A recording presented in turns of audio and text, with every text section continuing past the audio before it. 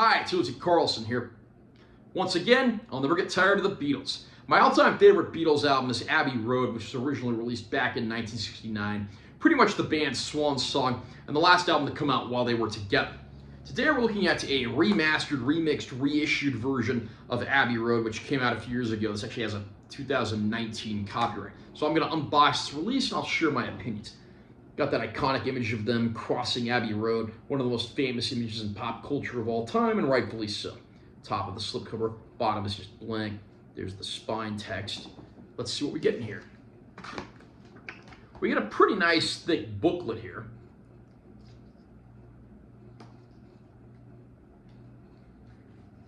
And then there's some, essays and photos, some pretty cool stuff in here.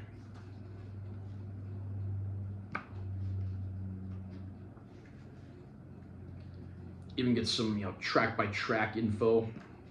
And then we have the actual CDs. Here's the cover of the CD slip, spine text, back cover with our track list. Disc 1 is the original Abbey Road album, remastered and remixed, whereas Disc 2 is like rare demos and outtakes.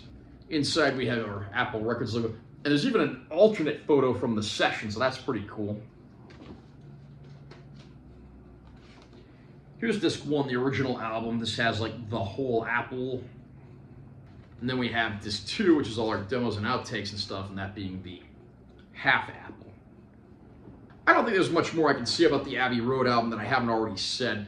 It was the last album the band made during their original tenure together. Let It Be, which technically came out as their final album, was recorded earlier for the most part and actually came out after the band's breakup.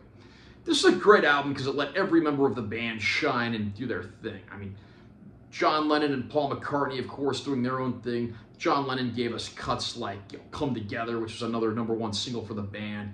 Paul McCartney, of course, doing his own thing, like songs like Oh Darling, which really showed off his musical diversity. Ringo Starr, of course, comes into his own as a songwriter with Octopus's Garden, one of the catchiest, most infectious songs ever. And George Harrison gives us a pair of tracks that couldn't be more different, but are both excellent. We get Something, which became a #1 hit, and I think was actually his only #1 hit with the Beatles. And then Here Comes the Sun, which is a great acoustic ballad. But then you get, of course, more efforts where the band brings all their stuff together. This album will forever be known for its big medley at the end, which has come to be known as The Long One by Beatles fans, which takes a bunch of half-finished musical ideas and actually turns them into one whole, somewhat coherent idea that makes for the perfect epic finale. This is easily my favorite Beatles album, and again, the second disc has all these demos and session takes, so you get to see a lot of these works in progress, and there's some very cool stuff there.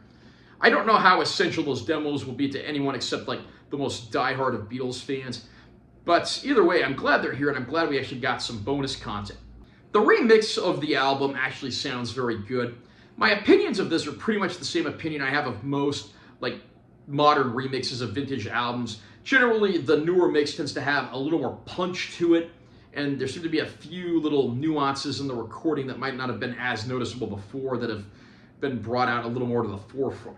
And that pretty much sums up my feelings on this release of Abbey Road. It's a great sounding reissue, and I think any fan of the Beatles will want to pick this one up. How about you?